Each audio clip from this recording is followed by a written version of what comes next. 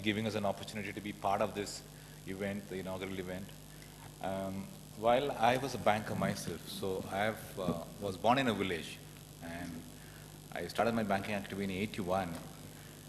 And from those days to now, I see most of you are sitting here.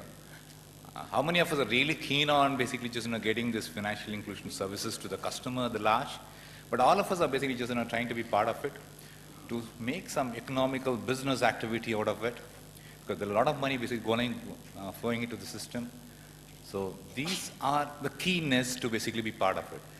But let's understand, if basically the system doesn't, or the program doesn't succeed, possibly it'll be one-time activity after that.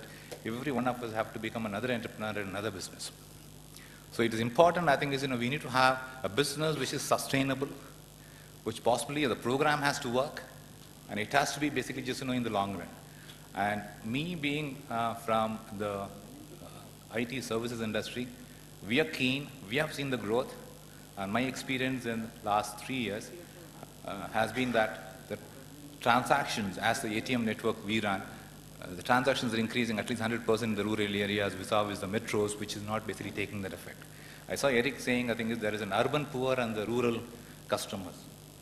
I possibly believe urban poor, possibly they don't still do basically transactions on the ATM, because the transaction I see declining in the ATMs.